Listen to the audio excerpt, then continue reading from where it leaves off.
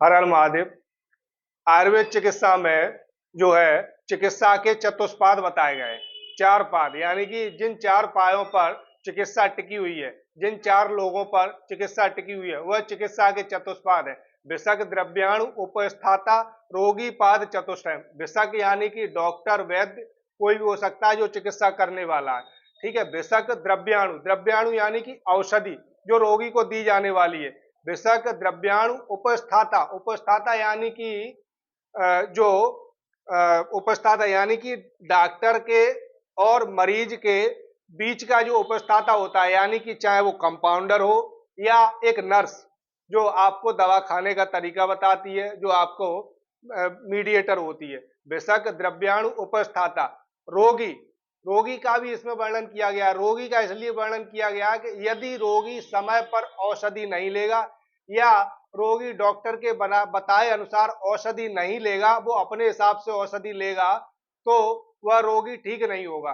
तो इस प्रकार से विषक, द्रव्याणु, उपस्थाता, रोगी, पाद, चतुष्टय यानी कि ये चिकित्सा के चतुष्पाद हैं।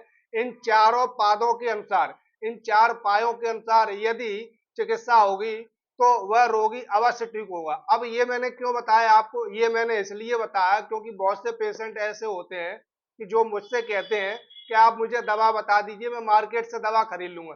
अरे भाई, जब आप मार्केट से दवा खरीदेंगे, उस दवा का मुझे नहीं पता कि वह दवा आपके ऊपर कितना काम करेगी, क्योंकि वह दवा अन्य अन्य फार्मेसी में बनी होगी। किस प्रकार से बनी होगी मुझे नहीं पता। ऐसे ही बहुत से पेशेंट एडवांस होते हैं, मैंने उनको तरीका बताया कि दवा ऐसे ऐसे खाना है, उन्होंने दवा मेरे बताए अनुसार न ली, उन्होंने दवा अपने अनुसार ली, फिर मुझसे कहते हैं कि मुझे फायदा नहीं हुआ। यदि आप ऐसा करेंगे तो भी आप ठीक नहीं होंगे। ठीक है। अब बीच का जो मीडिएटर है, यानी कि आपका जो नर्स हो गया, नर्स बीच की मीडिएटर होती है। अगर वो डॉक्टर के पर्चे के बताए अनुसार यदि आपको औषधि सेवन नहीं कराएगी तो भी आप ठीक नहीं होंगे। ठीक है। और औषधि अगर गुणवान नहीं होगी, औषधि जो है अच्छी नहीं होगी, तो भी आप ठीक नहीं होंगे। तो ये चिकित्सा के चतुष्पाद बताए गए हैं। इन चिकित्सा के चतुष्पाद के अनुसार ही मैं चिकित्सा करता हूँ। और मैं मेडिसिन अपने यहाँ से इसलिए देता हूँ क्योंकि मुझे अपनी दवाई पर भरोसा है कि भाई मेरी दवा आप जो ले रहे हैं वह कितना काम करेगी। मुझे बाजार की दवा पर बिल्कुल भी भरोसा नहीं है, तो इसीलिए मैं दवा अपने यहाँ से भेजता हूँ। मेरा उद्देश्य यह बिल्कुल भी नहीं है कि मैं जो है दवा आपको बेचना चाहता हूँ, वह उद्देश्य नहीं है।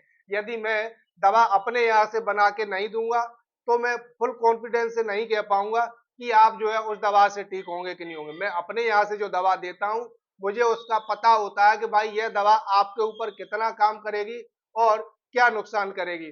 तो इसीलिए जब भी आप दवाई लें तो इस चीज का विशेष ध्यान रखें कि दवा मेरे यहाँ से आ रही है कि नहीं आ रही, इस चीज का ध्यान रखें। जब आपके पास डिलीवरी पहुंच रही है, ठीक है, या आप मेरी क्लिनिक पर दवा लेने आ रहे हैं, तो आप यह चीज जान लें कि मैं दवाई जो है अच्छी है कि नहीं, दवा मेरे यहाँ से ही आपको पहुंची है कि नहीं। जैसे पार्सल आपके पास पहुंचता है, पार्सल पहुंचने के बाद क्या होता है, बीच में आपके साथ फ्रॉड हो जाता है। मेरी दवाई तो आपके पास पहुंचती नहीं है, बीच में कोई और होता है, वो आपको अपनी दवाई भेज देता है, फिर आप कंफ्यूज हो जाते हैं। तो ऐसा नहीं है, जो आपके पास पार्सल आता है वह आप उसकी जांच कर लें कि उसमें मेरा पर्चा आया है कि नहीं आया है। ठीक है। वो दवाइयां जो मैंने वीडियो में बताई हैं वह दवाइयां आई हैं कि नहीं आई हैं, उस चीज को भी आप देख लें, उसके बाद ही दवाइयां जो है सेवन करना शुरू करें। ऐसे ही और अधिक वीडियो देखने के लिए चैनल को लाइक और सब्सक्राइब जरूर करें।